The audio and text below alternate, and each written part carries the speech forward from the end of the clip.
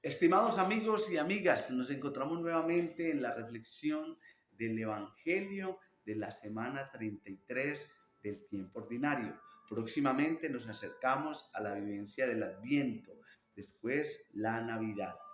Yo quiero que tú desde ahora te prepares a celebrar el Adviento, es decir, ese tiempo donde ya salimos a vacaciones, nos vamos relajando un poquito, queremos ver nuestras familias, queremos descansar, queremos compartir en familia, queremos como ministros también darla toda para que la gente que poco va a la iglesia, a la comunidad, se reúna y allí comparta la alegría de, de, de experimentar, después de un año muchos sin ir a la iglesia, la escucha de la palabra de Dios de la llegada de ese Mesías.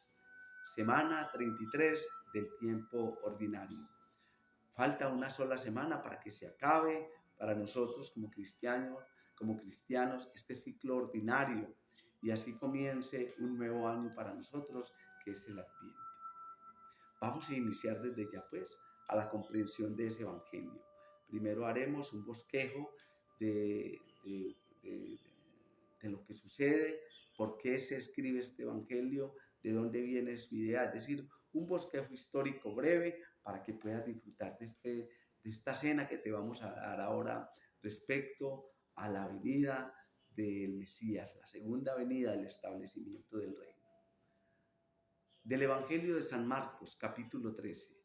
En aquel tiempo dijo Jesús a sus discípulos: en aquellos días, después de la gran angustia, el sol se oscurecerá, la luna no dará su resplandor, las estrellas caerán del cielo, los astros tambalearán. Entonces verán venir al Hijo del Hombre sobre las nubes con gran poder y gloria. Enviará a los ángeles y reunirá a sus elegidos de los cuatro vientos, desde el extremo de la tierra hasta el extremo del cielo. Aprended de esta parábola de la higuera. Cuando las ramas se ponen tiernas y brotan las yemas, deducís que el verano está cerca. Pues cuando veáis vosotros que esto sucede, sabed que Él está cerca, a la puerta. En verdad os digo que no pasará esta generación sin que todo suceda. El cielo y la tierra pasarán, pero mis palabras no pasarán. En cuanto al día y la hora, nadie lo conoce, ni los ángeles, ni el Hijo, solo el Padre. Bendigamos al Señor. Gloria a ti, Señor Jesús. Bueno, mis amiguitos, vamos a hacer un breve bosquejo de lo que significa para nosotros este evangelio. Vamos a ver un breve bosquejo histórico. Recordemos que el pueblo de Israel, que inicia una historia con Abraham, posteriormente pues con los patriarcas, y así pues sucede la historia de Moisés, su caminar por el desierto, su salida de ese desierto a través de 40 años, llegar a la tierra prometida, a la tierra de Canaán, posteriormente pues conocida con sus diferentes nombres, Palestina, hoy el Estado de Israel. Allí poco a poco con Josué se introduce a la conquista de esta tierra. Es tanto el éxito de la conquista de esta tierra, de lo que llamamos hoy el Estado de Israel, que llega de ser un pueblo nómada, de tener unos jueces, con el profeta Samuel, pues llega a establecerse un reino como tal. Ya no querían esa experiencia directa con Dios, sino que tenían o querían ellos, el pueblo de Israel, quería tener un rey, ya no querían ser un pueblo nómada dirigido por alguien, sino tener un rey. A partir de allí, mis queridos amigos, se vuelve pues este pueblo de Israel, pues tiene su dinastía, su estructura jerárquica y comienza una historia muy bonita, pero también muy catastrófica en ellos. Y es así como llegamos a conocer pues, al rey Saúl, al rey David, al rey Salomón, hasta terminar con el famosísimo rey Herodes que se nos narra pues, en los evangelios. ¿Por qué les hago esta aclaración?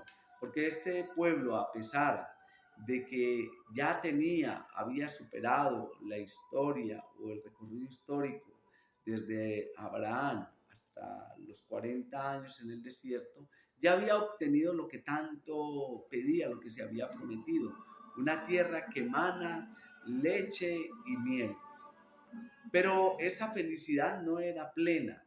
¿Por qué? Porque el pueblo de Israel seguía experimentando la catástrofe de una división interna.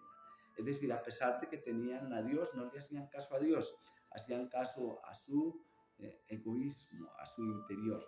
Y es así como llega ese egoísmo a dividir el pueblo de Israel en dos, en Israel del norte y Israel del sur, dos capitales, una crisis interna, los enemigos empiezan lógicamente a hacer desplazamientos y lógicamente el templo es destruido 3 veces, reconstruido pues también. Y es así como en esta realidad que nos va a narrar el texto de hoy, surge a través de los profetas, los que tenían esa comunicación directa con Dios, una relación entre el profeta y el rey. Dios se comunicaba preferiblemente a través de los profetas, le hablaba lógicamente a los reyes, y es así como surge la idea, en esa experiencia de los profetas, cuando leemos el profeta Isaías, el profeta Daniel y los demás profetas, que va a venir un Mesías, un Salvador, un Dios con nosotros, teniendo claro que el pueblo de Israel, a pesar de que tiene un reinado, un ejército fuerte, una nobleza, ya es un pueblo respetado en Asia Menor, y pues lógicamente en el imperio del momento romano y en los demás imperios ya es reconocido, siente que no lo ha logrado todo, y por ende la promesa de Dios a través de los profetas que enviará un Mesías que por fin traerá la paz a Israel. Es así como debemos de entender el Evangelio de hoy. No se les olvide la espera de la venida del Mesías después de haber sido un pueblo nómada que estaba de un lugar a otro, ya se estabiliza, pero la desesperanza sigue. Y es así como surge en esa experiencia de Dios también una esperanza, pero ya definitiva, que va a venir un Salvador. Así podremos entender entonces el Evangelio de hoy, con la visión de el Mesías en medio de nosotros y la estabilización de ese reino definitivo. El Evangelio de hoy nos trae entonces unas posturas. Primero se nos presenta a el profeta Daniel, que nos habla también de la llegada y nos asegura la llegada de ese Mesías. Muchos de los que duermen en el polvo de la tierra despertarán, unos para la vida eterna, otros para vergüenza e ignominia perpetua. Oiga, entonces nos dice que todos vamos a estar en ese acontecimiento de la venida definitiva de ese Mesías, de ese Salvador. Los sabios brillarán como el fulgor del firmamento, y los que enseñaron a muchos la justicia como las estrellas por toda la eternidad. Mire todo lo que va viniendo. Entonces nos presenta ya convencidos que va a haber un Mesías que va a venir a salvarnos. Profeta Daniel. El Salmo también nos habla, todo ese Salmo que nos toca disfrutar el día de hoy, porque no me abandonarás en la región de los muertos, ni dejarás a tu piel conocer la corrupción. También nos habla de ese juicio, también nos habla de cómo va a ser esa venida, porque los que estemos preparados no conoceremos la corrupción en el momento del juicio. Y la segunda lectura, la carta a los Hebreos, nos habla de Cristo nuevamente como sacerdote. Todo sumo sacerdote ejerce su ministerio diariamente, ofreciendo muchas veces los mismos sacrificios, porque de ningún modo pueden borrar los pecados. Pero Cristo, después de haber ofrecido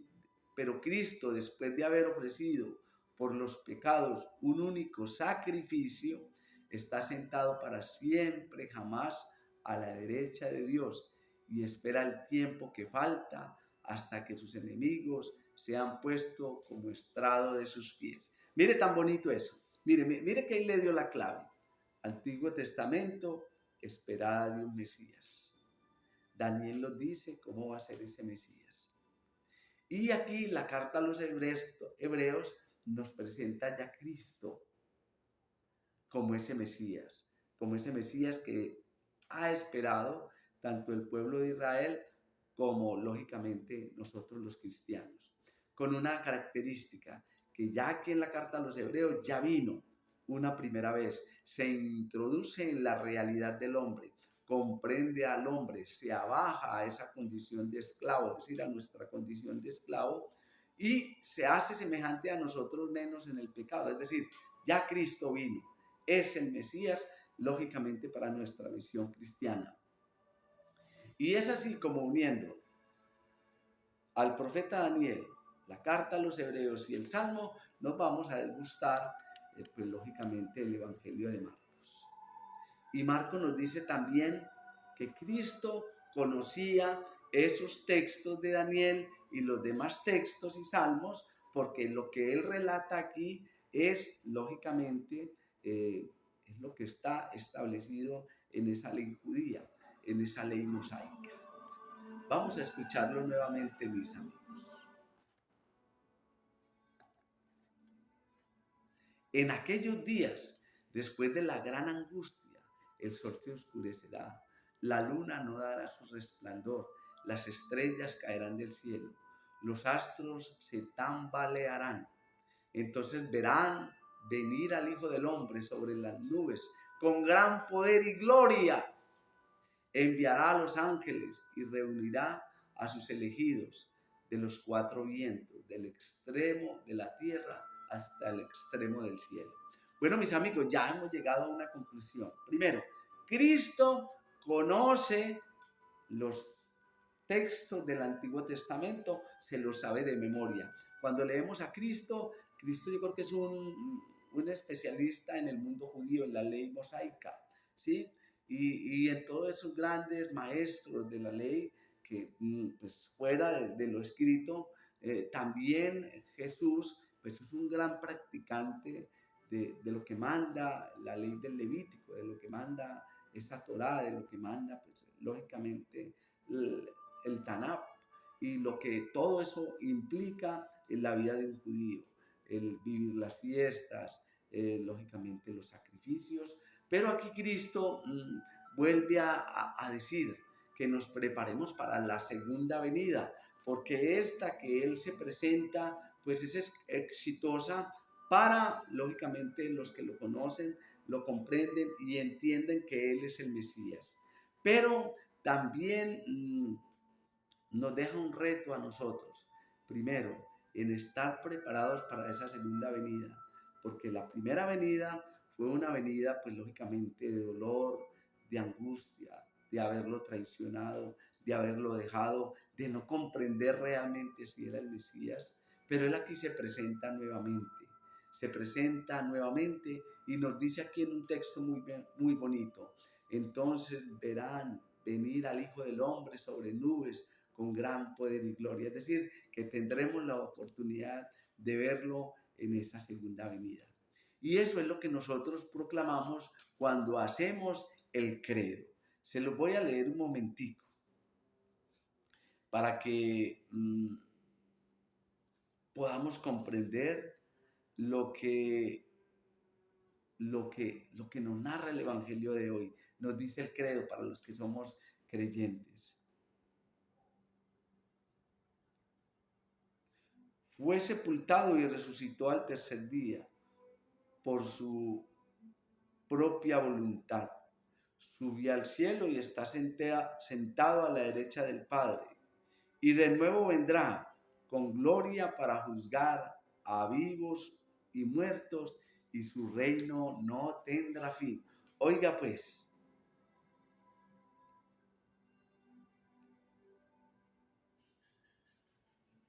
subió al cielo y está sentado a la derecha del Padre, y de nuevo vendrá con gloria para juzgar a vivos y muertos, y su reino no tendrá fin.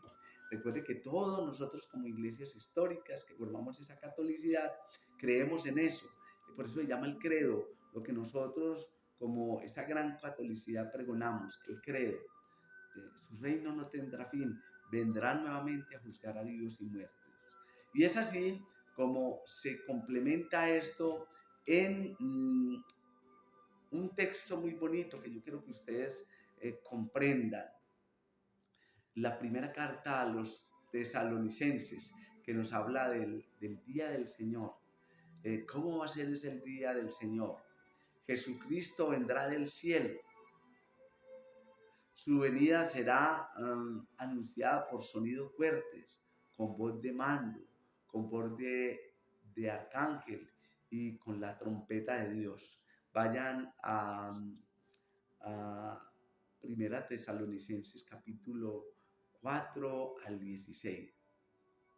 Vendrá con sus santos, con los que ya han experimentado esa gloria de estar allí. Por eso yo cuando celebro las exequias le digo a la gente, no oren ya por el cuerpo, no, el cuerpo no, oren por esa alma y ese espíritu que se encuentran nuevamente con Dios, y que ellos son los que van a llegar a ese juicio, al último, a la segunda venida.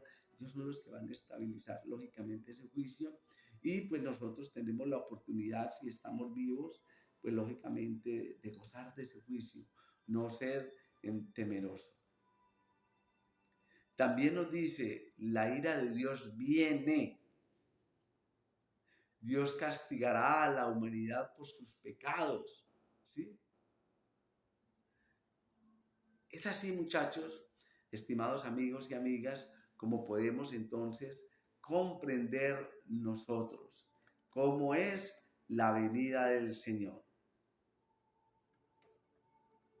Y que estemos preparados y que estemos listos para recibir ese anuncio, esa llegada de ese Mesías. Vamos a ver entonces qué nos dice aquí sobre la llegada del Mesías, para que vamos entonces dándole fin a la reflexión del día de hoy.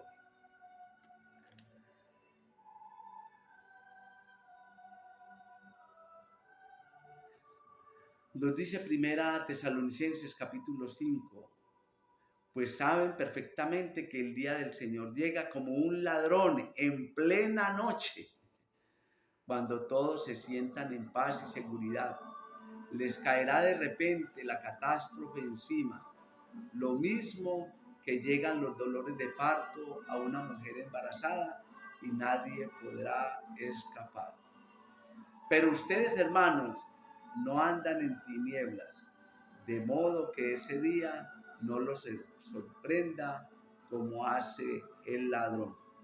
Ustedes son hijos de la luz e hijos del día.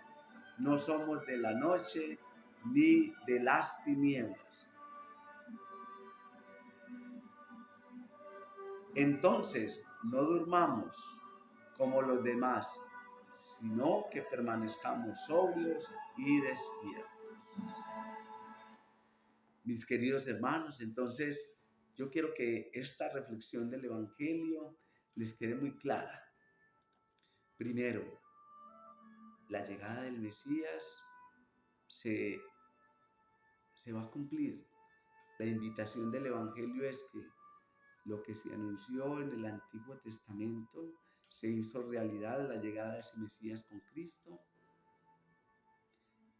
Pero también nos narra el profeta Daniel y nos narra también la carta a los tesalonicenses y los mismos evangelios a través de Cristo, que Él se fue, pero vendrá pronto. Y yo quiero que ustedes estén preparados para esa llegada ante la realidad de este mundo que nos depara. Un mundo que está en caos medioambiental, el caos del cuidado del medio ambiente, de nuestra casa común, caos político, caos ideológico, caos en la espiritualidad. Entonces, si acabaron de escuchar este texto de Marcos y la reflexión que hicimos, y yo quiero invitarles para que estén preparados. La segunda venida del Señor es pronto. Estemos preparados. Ya vino una vez para comprender nuestra realidad, para que veamos que entendía nuestra realidad. Por eso nace en un pesebre, por eso comprende el dolor de la traición, por eso comprende el dolor del sufrimiento del hombre y sube nuevamente para venir con todos aquellos que han cumplido la palabra a juzgar. Yo quiero que en este evangelio de hoy lo veas así. Dios nos está diciendo a través de su Hijo Jesucristo que estemos preparados, que va a haber angustia, va a haber persecución para nosotros, va a haber dolencias, pero mucho más va a haber preocupación, porque se ha anunciado tantas veces que va a venir y no viene. No, Él dice que va a llegar como ladrón rugiente, como león rugiente, buscando a quien devorar. Entonces, mis amigos, Él va a llegar como ladrón. No sabemos el día ni la hora. Entonces, por eso nos invita, y con esto doy finalización a esta reflexión del día de hoy. En cuanto al día y la hora, nadie lo conoce, ni los ángeles, ni el Hijo, solo el Padre. Pero sí el Evangelio de hoy nos invita a estar preparados para esa gran manifestación. Yo quiero que tú, que frecuentas la Eucaristía, la celebración de la palabra, tengas esto muy claro. No somos buenos solo en Navidad, en Semana Santa, en las fiestas de cada localidad, de cada pueblo, de cada municipio, de cada estado, de cada departamento, de cada país. No, debemos de ser buenos siempre para que cuando llegue el Señor estemos preparados. Resumen, la promesa del Mesías se ha cumplido con Cristo, que vino ya una vez, y nos invita a estar pendientes de su segunda venida. A ti, a las comunidades donde hemos trabajado, tú que eres parte de una comunidad, ojo, a hacer práctica esto, a vivir como cristiano, a vivir de forma esperanzadora. Segundo, te invito a vivir la preparación del Adviento. Semana 33, semana 34, finalizamos entonces el tiempo ordinario y nos preparamos, como dice el texto, desde ya a disfrutar de esa gran venida del Mesías, de Cristo entre nosotros, a acordarnos, a renovar nuestras promesas sacramentales. Que el Dios de la paz te acompañe permanentemente, que la reflexión del Evangelio de hoy te sirva a ti para que sigas siendo ese gran hacedor de la continuidad del Evangelio, es decir, que con tu vida mucho se convierta. Y que Dios te bendiga a ti, en el nombre del Padre, del Hijo y del Espíritu Santo, un solo Dios verdadero. Amén. Te espero pues en ese gran compromiso de celebrar la vida de Cristo a través de los sacramentos, deseando o construyendo una mejor sociedad a partir del mundo interior para que se vea reflejado en tu familia y en la sociedad. Feliz semana 33 del tiempo ordinario, que la pasen muy bien esta semana. Bendiciones para todos.